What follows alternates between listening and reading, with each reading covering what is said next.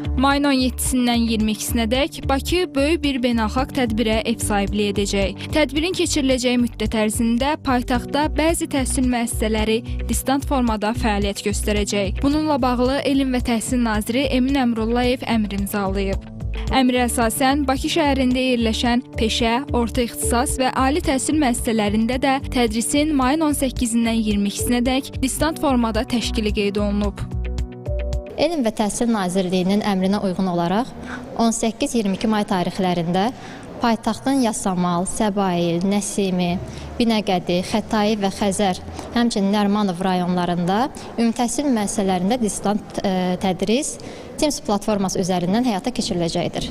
Pirallahı, Qaradağ, Suraxanı, Sabunçu və Nizami rayonları istisna təşkil edir. Həmin rayonlarda təhsil ənənəvi formada həyata keçiriləcəkdir. Onlayn dərslərə qoşulmaq üçün dərs materialları platforma üzərindən şagirdlərlə paylaşılacaqdır. Əvvəlki illərin təcrübəsi deməyə əsas verir ki, bu proses uğurla icra olunacaq. Artıq pedaqoji heyətin və məktəbin, həmçinin şagirdlərin distant təhsillə bağlı təcrübəsi mövcuddur.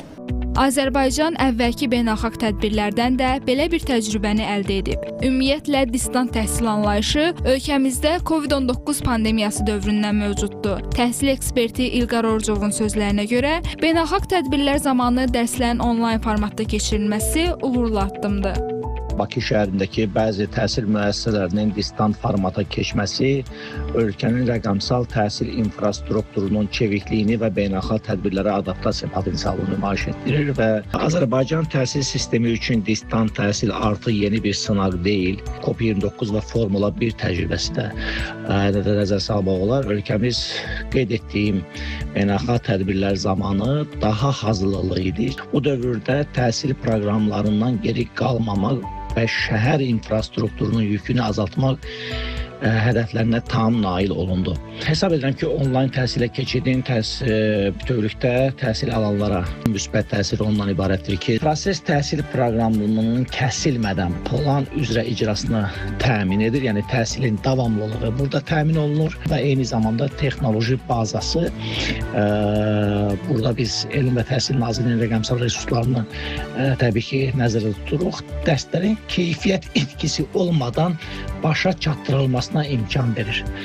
Nəzərə alsaq ki, tədbir qısa müddətli tədbirdir və bu qısa müddətli olduğu üçün onlayn dərslər şagirdlərin ümumi akademik göstəricilərinə mənfi təsir göstərməyəcək. Əksinə, hesab edirəm ki, sistemin növbəti qlobal çağırışlara qarşı daha dözümlü edəcək. Qeyd edək ki, Elm və Təhsil naziri Emin Əmrullayevin əmrinə əsasən onlayn təhsil ümumtəhsil müəssisələrinin məktəbə hazırlıq qrupları və ibtidai siniflərə aid deyil. Çünki onlar həmin dövrdə, yəni mayın 18-dən 22-sinədək tətildə olacaq. Belə ki, may ayının 1-dən 5-nədək onlara verilən yaz tətili bu fon ilə əlaqədar olaraq 18-22 may tarixləri ilə əvəzlənib. Nəzrin Nəzərli, Ağalar Ağalarov, Real.